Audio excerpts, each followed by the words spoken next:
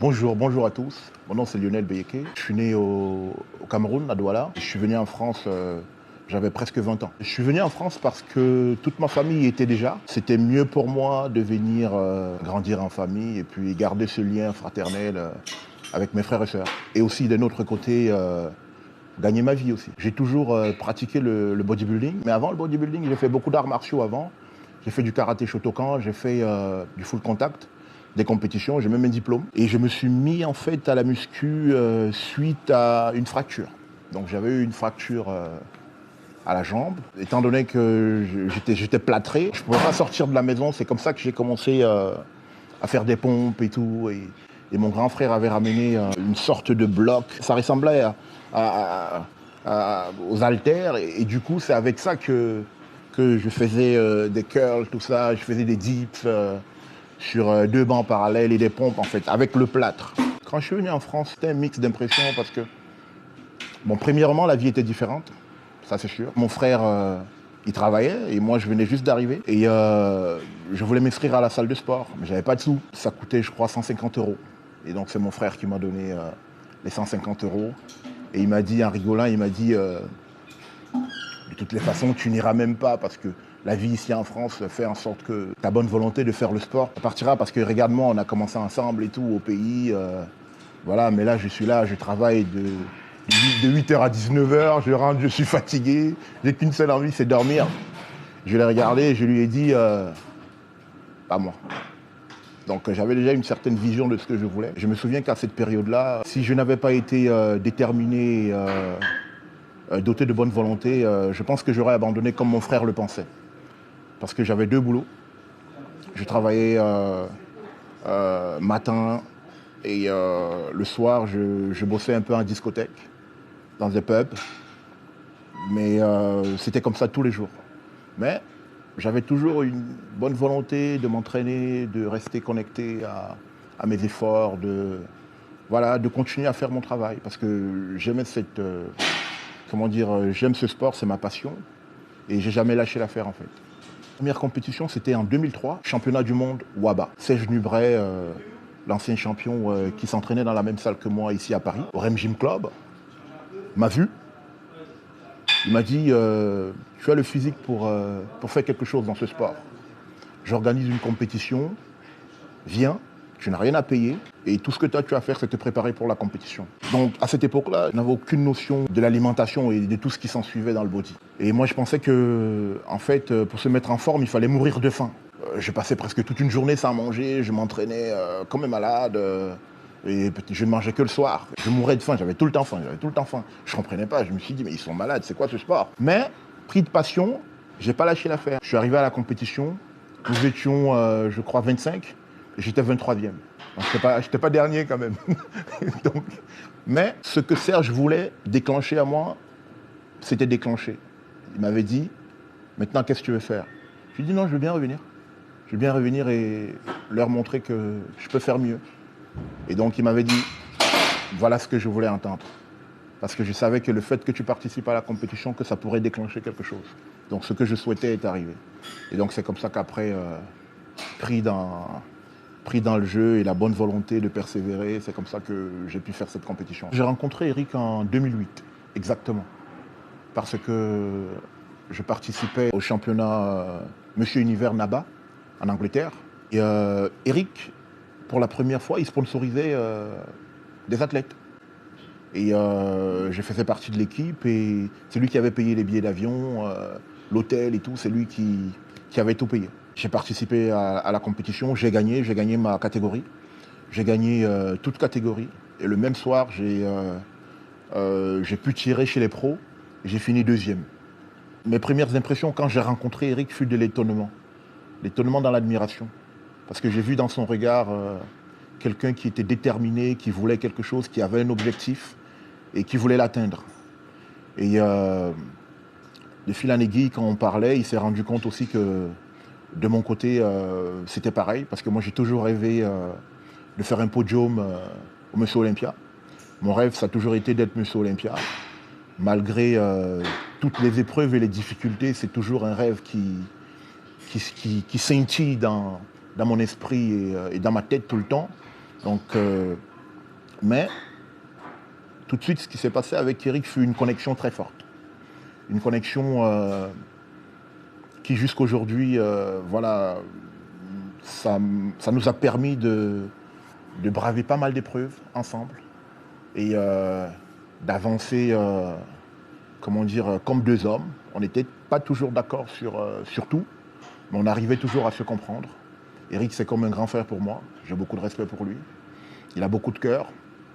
Et c'est le genre de personne à qui on ne peut être que fidèle, en fait. Après notre rencontre, on s'est serré la main. Et on s'est dit, Eric, son objectif à lui, c'était de devenir le Joe Weider européen. Et ça m'avait beaucoup touché et c'était plus que motivant. Et moi, mon rêve, c'était de devenir le premier monsieur Olympia africain, français, européen, tout ce que vous voulez. Mais c'était vraiment mon rêve à moi. Et on s'est serré la main. Et c'est comme ça que 2009, nous sommes partis voir monsieur Olympia à Las Vegas. Et c'est dans le Gold Gym de Vegas qu'on a rencontré Charles Glass. J'ai habité dans le logement à Eric, j'étais logé là-bas. Et j'allais faire mes entraînements au Gold Gym. J'ai pas beaucoup galéré en tant qu'amateur pour avoir ma carte pro. Parce que déjà financièrement, j'avais pas beaucoup d'argent. Je ciblais les compétitions qui pouvaient tout de suite me propulser en fait.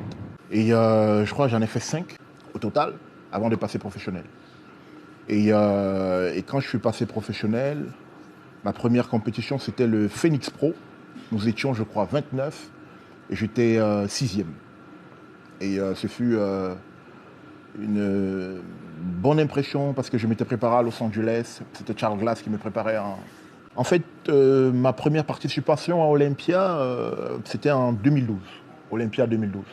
Mais avant ça, je m'étais qualifié pour Olympia 2011 parce que j'avais participé au New York Pro 2011. À l'époque, on prenait les 5 premiers du New York Pro. J'avais fini 4e. C'est Kai Green qui avait gagné. J'étais qualifié cette fois-là, mais je n'avais pas fait Olympia. Et beaucoup de gens me disaient, mais pourquoi tu ne le fais pas? Tu es qualifié. C'est le rêve de tout un chacun de participer à Olympia. Voilà. Mais moi, c'était un rêve. Mais pour moi, la qualification, ce n'était pas ça le plus difficile. Parce que je savais que le physique que j'avais ne me donnait pas l'opportunité de faire un top 10. Voilà, il fallait que je prenne du temps pour grossir, pour améliorer ma condition et revenir l'année d'après. Et c'est ce que j'ai fait. Donc je suis donc revenu l'année d'après. J'ai fini 10e. Voilà. Et ce fut une très belle expérience. Voilà, au milieu de tous ces grands champions, Phil Heath, Kai Green, Sean Roden, Dennis Wolf, pas mal d'autres et j'en passe. Ce fut vraiment une très très belle expérience pour moi. Et après ça, justement, j'ai pu me qualifier encore pour Olympia en 2013. Pareil, j'ai fini 10e. Et puis, j'ai encore eu l'occasion de faire Olympia 2017. Ça demande beaucoup d'efforts, comment dire, de finir 10e dans une compétition comme Olympia. Même se qualifier déjà. Parce qu'il y en a qui rêvent de monter sur cette scène-là. Mais moi, j'ai eu l'occasion de me qualifier 5 fois. Et je n'ai participé que 3 fois. Mais personnellement, j'ai tellement encore la rage d'atteindre mon objectif, la volonté, que ma détermination aujourd'hui est encore plus forte que celle d'hier. Parce qu'au travers des épreuves que j'ai pu vivre, j'utilise ces épreuves-là justement pour avancer encore plus fort et pouvoir atteindre mes objectifs. Aujourd'hui, justement, je passe par des épreuves, comment dire, un peu compliquées. Il y a des hauts, il y a des bas, mais il faut savoir rester motivé. Donc, moi, je suis un père d'enfants, j'ai 3 enfants. Chose peut-être que beaucoup ignorent. Et voilà, j'ai ma compagne avec qui je vis, ça va faire bientôt 16 ans que nous vivons ensemble. Elle a toujours été là pour moi, elle m'a toujours soutenu dans ces moments difficiles. Et aujourd'hui, je me prépare pour me qualifier pour Olympia 2020, qui aura lieu à Vegas au mois de décembre. Et c'est vraiment là mon objectif. Et aussi, si possible, en fonction de comment les choses vont évoluer avec cette histoire de virus qui circule partout, pouvoir faire aussi une compétition, continuer dans la même continuité pour me qualifier pour 2021. Et comme ça, au moins, j'aurai l'esprit tranquille pour mieux me préparer pour la suite. Mais je reste très motivé, déterminé à atteindre mes objectifs. Actuellement, on va dire qu'on est à 11 semaines de la compétition. Je me sens vraiment bien. La différence avec certaines années antérieures, c'est que aujourd'hui, je suis avec Georges Farah. Il est de nouveau en santé, il a retrouvé la santé. Et voilà, on a pu échanger sur beaucoup de choses, sur ce qui allait, sur ce qui n'allait pas. Et je suis vraiment très content de l'évolution des choses, de ma condition, ma diète. Je fais 6 repas par jour.